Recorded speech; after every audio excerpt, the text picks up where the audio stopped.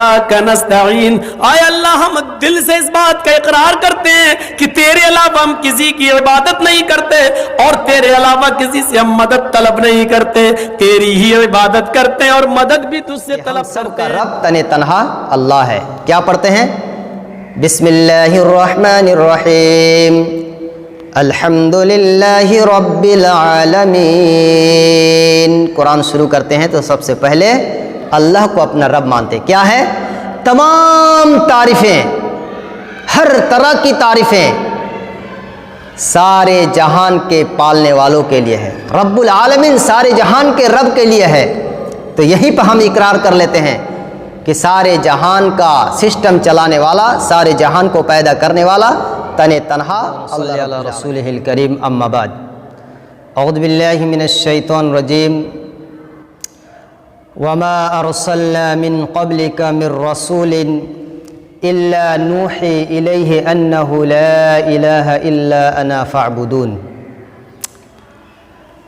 محترم ناظرین، دینی و ملی بھائیوں، پردہ نشین خواتین اسلام، میری ماں اور بہنوں، آج کے اس مبارک مجلس میں ہم لوگ ایک ایسی ٹاپک پر بات کریں گے جس کی وجہ سے اللہ سبحانہ و تعالیٰ نے اس رنگین دنیا کو بسایا،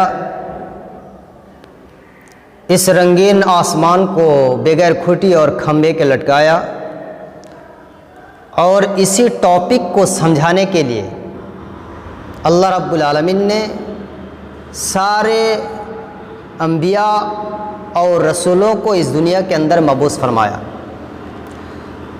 اور اسی ٹاپک پر فیصلہ ہوگا جنت اور جہنم کا۔ کل ملا کر کے یہی ٹاپک ہے جس کی وجہ سے اللہ رب العالمین نے دنیا کی ساری چیزوں کو پیدا کیا، اور جس کے اندر یہ عنوان بس گیا ہے، اس کی دنیا بھی کامیاب ہے اور آخرت بھی کامیاب ہے، زندگی بھی کامیاب ہے اور موت بھی کامیاب ہے۔ اور جو اس ٹاپک سے محروم ہو گیا، نہ تو ان کی زندگی ٹھیک ہے اور نہ اس کی موت ٹھیک ہے، کچھ بھی ٹھیک نہیں ہے۔ اور وہ ٹاپک ہے توحید۔ توحید کس کو کہتے ہیں؟ توحید یہ عربی لفظ ہے، یہ واحد سے ہے۔ واحد کے معنی ہوتا ہے ون، ایک، اونلی ون۔ اللہ کو ہر چیز میں ایک ماننا توحید کہلاتا ہے، اور اسی چیز کو سمجھانے کے لیے اللہ سبحانہ و تعالیٰ نے کم و بیش 1,24,000 پیغمبر کو اس دنیا کے اندر مبعوث فرمایا، اگرچہ اس حدیث کے اندر کلام ہو، لیکن اتنی بات پکی ہے کہ اللہ نے دنیا میں بے شمار نبیوں کو اس کام کو انجام دینے کے لیے دنیا کے اندر بھیجا۔ اللہ سبحانہ و تعالیٰ نے سورہ الانبیاء 21 نمبر سورہ اور 25 نمبر آیت کے اندر ارشاد فرمایا، وَمَا أَرْسَلْنَا مِن قَبْلِكَ مِن رَّسُولٍ إِلَّا نُوحِي إِلَيْهِ أَنَّهُ لَا إِلَهَ إِلَّا أَنَا فَاعْبُدُونِ۔ اے محمد، آپ سے پہلے میں نے اس دنیا کے اندر جتنے بھی رسولوں کو مبعوث کیا ہے، سارے لوگوں کی طرف میں نے یہی وحی کی ہے، سارے رسولوں کی طرف میں نے یہ وحی کی ہے کہ وہ اپنی امت کو بتا دیں اللہ کے سوا کوئی معبود نہیں، وہ تنہا عبادت کے لائق ہے، لہٰذا تم میری عبادت کرو۔ یہی چیز اللہ رب العالمین نے سارے رسولوں کو بتا دیا۔ میرے بھائیوں، توحید کو سمجھنے کے لیے بہت ایزی طریقے سے میں آپ کو بتاؤں، توحید کی 3 قسمیں ہیں۔ ایک ہے توحید ربوبیت، نمبر 2 توحید الوہیت، نمبر 3 توحید اسماء و صفات۔ یہ توحید کی 3 قسمیں ہیں، اور ایزیلی طور پر بہت آسانی سے آپ سمجھ سکتے ہیں۔ اس کو اگر آپ سمجھ گئے تو پھر آپ اسلام کے سب سمجھ گئے، اور اگر یہ آپ کا تینوں ٹھیک ہے تو پھر اسلام کا ہر عمل ٹھیک ہے، اگر آپ کا یہ 3 ٹھیک نہیں ہے تو پھر آپ کی نماز بھی برباد ہے، آپ کا روزہ بھی برباد ہے، آپ کا زکوٰۃ بھی برباد ہے، آپ کا حج بھی برباد ہے، کوئی عمل آپ کا کام میں نہیں آئے گا اگر آپ توحید کے ان 3 قسموں کو نہیں سمجھ پائے۔ اس لیے اس کی اہمیت بہت زیادہ ہے۔ غور سے سنیں، توحید ربوبیت، پہلے ہم اس پر بات کرتے ہیں۔ توحید ربوبیت کس کو کہتے ہیں؟ توحید ربوبیت، رب کے معنی عربی میں ہوتا ہے مالک، رب کے معنی ہوتا ہے مالک، اور توحید مالک کو ایک ماننا، رب کو ایک ماننا۔ کس چیز کے اندر؟ پیدائش کے اندر۔ اللہ سبحانہ و تعالیٰ نے ساری دنیا کی مخلوق کو پیدا کیا تنہا، اس کے اندر واحد ماننا، یہ توحید ربوبیت کہلاتا ہے۔ اللہ رب العالمین نے آسمان کو، زمین کو، چاند کو، سورج کو، پیڑ پودے کو، نباتات کو، جمادات کو، پہاڑ کو، سمندر کو، ہیرے کو، چاندی کو، موتی کو، دنیا کی ساری چیزوں کو پیدا کرنے والا تنہا ہے اللہ۔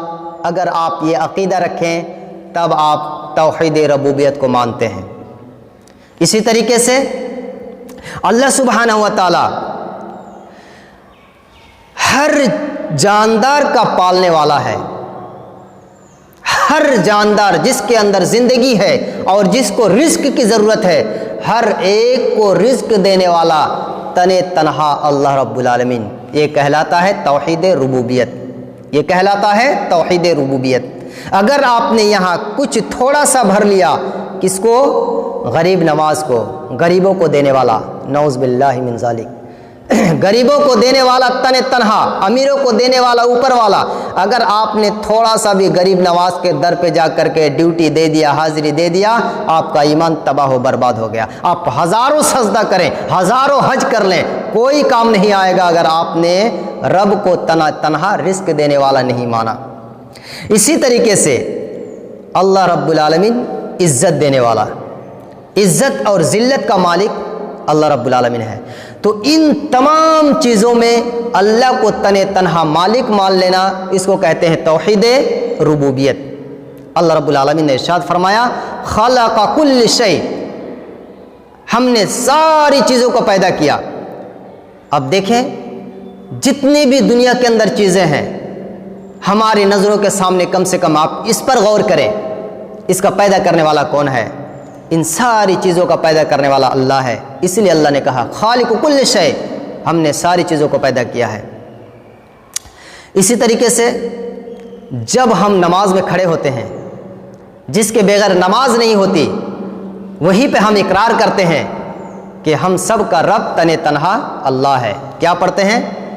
بسم اللہ الرحمن الرحیم، الحمد للہ رب العالمین۔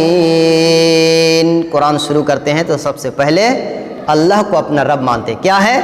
تمام تعریفیں، ہر طرح کی تعریفیں سارے جہان کے پالنے والوں کے لیے ہے۔ رب العالمین سارے جہان کے رب کے لیے ہے۔ تو یہیں پہ ہم اقرار کر لیتے ہیں کہ سارے جہان کا سسٹم چلانے والا، سارے جہان کو پیدا کرنے والا تنہا اللہ رب العالمین ہے۔ اس کا ہم اقرار پہلے ہی کر لیتے ہیں۔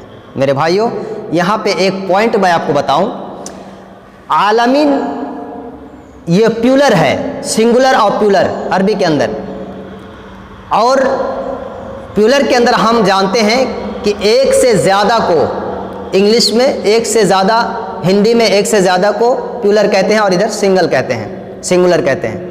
عربی کے اندر ایک واحد آتا ہے، تثنیہ آتا ہے، اس کے بعد جمع آتا ہے، پیولر آتا ہے۔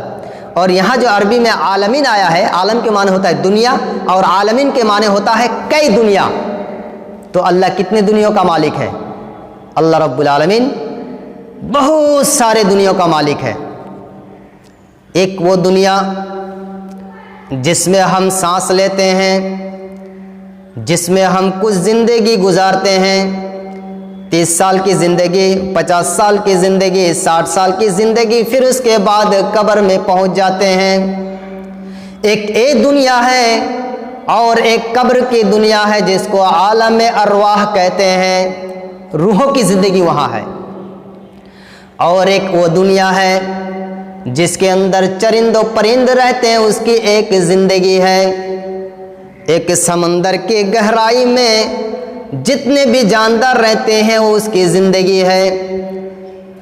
ایک ماں کے پیٹ میں، ماں کے حمل میں ٹھہرا ہوا بچہ، اس کی ایک زندگی ہے، اور ایک آخرت کی زندگی ہے۔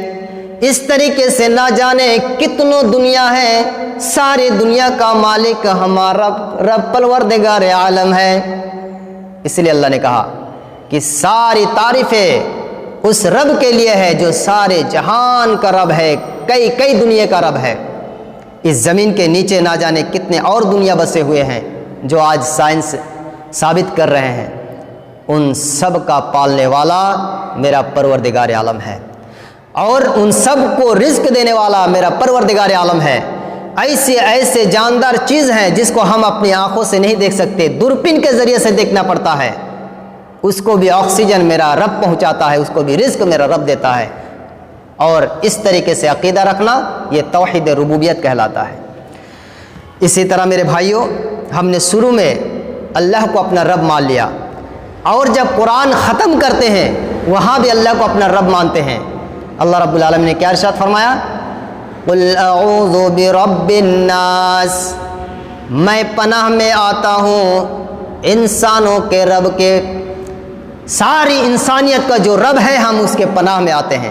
تو ہم پہلے بھی اپنے رب کو رب مان لیا، اور جب قرآن ختم کرتے ہیں تب بھی اپنے رب کو رب مانتے ہیں، تن تنہا مانتے ہیں۔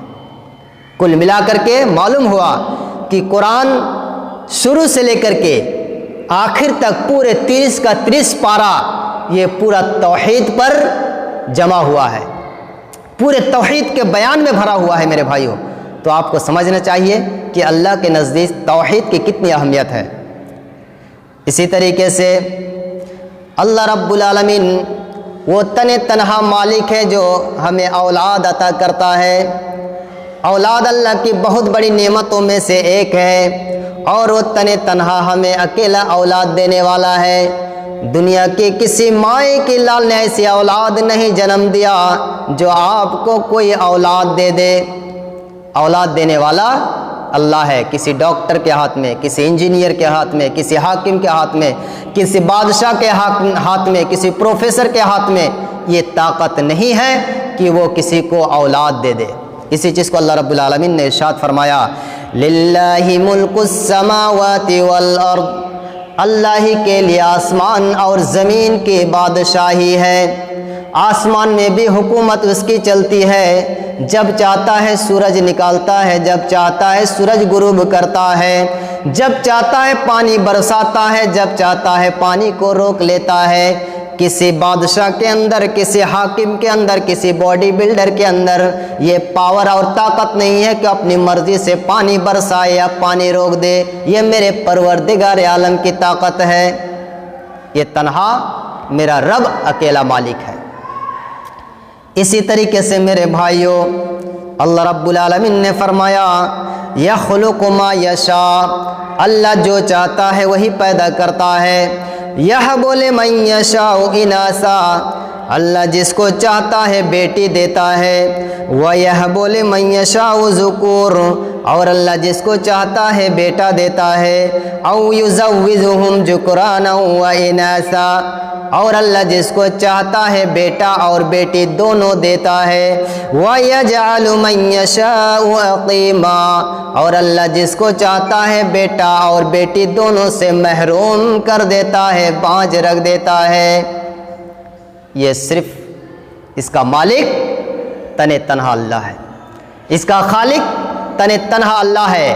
کس کی تخلیق کرے گا اور کس کے کوکھ سے، کس کے گرب سے کون سی اولاد جنم لے گی، یہ میرا مولا جانتا ہے۔ اور اللہ رب العالمین کتنی مخلوق کو پیدا کرے گا یہ میرا مولا جانتا ہے۔ کوئی انسان اگر چاہے کہ کہ مجھ کو بیٹا ہو جائے اس کی طاقت میں نہیں، کوئی چاہے کہ مجھ کو بیٹی ہو جائے اس کی طاقت میں نہیں، کوئی چاہے کہ مجھ کو بیٹا اور بیٹی ہو جائے اس کی طاقت میں نہیں، کوئی بانجھ اگر چاہے کہ مجھ کو اللہ کچھ اولاد دے دے اس کی طاقت میں نہیں۔ اس لیے میرے بھائیوں، کسی غیر کے در پہ جا کر کے اپنے آپ کو ذلیل اور رسوا نہ کرو، اللہ رب العالمین کو بے عزت نہ کرو، اللہ کے غصے کو نہ بھڑکاؤ کسی داتا بخش کے پاس، کسی گانجا بخش کے پاس، کسی پیر کے پاس، کسی ولی کے پاس، کسی دیوی دیوتا کے پاس، اور کسی کلندر کے پاس اور کسی اور کے پاس جا کر کے اپنے آپ کو رسوا نہ کرو، ورنہ اللہ رب العالمین کو یہ گناہ اتنا ناپسند ہے، اس کو شرک کہتے ہیں، اور یہ شرک دنیا کا سب سے گھناؤنا جرم ہے اور سب سے بڑی گناہ ہے، اور اس کا انجام سیدھے اور سیدھے جہنم کا آگ ہے، اور قیامت تک یہ کبھی بھی جہنم کے آگ سے نہیں نکل سکتے، کبھی بھی اللہ رب العالمین اس کو جہنم کے آگ سے نہیں نکالے گا اگر وہ اللہ کے ساتھ شریک کر کے مر گیا۔ اسی لیے میرے بھائیوں، اگر ہمیں اللہ رب العالمین نے اولاد نہیں دیا ہے تو ہم اللہ کو پکاریں، صرف ایک اللہ کو پکاریں، اور اگر ہمیں اولاد میں لڑکا چاہیے یا لڑکی چاہیے اللہ کے در کو تھامیں، اس لیے کہ وہی دینے والا ہے، کوئی آپ کو دینے والا نہیں ہے۔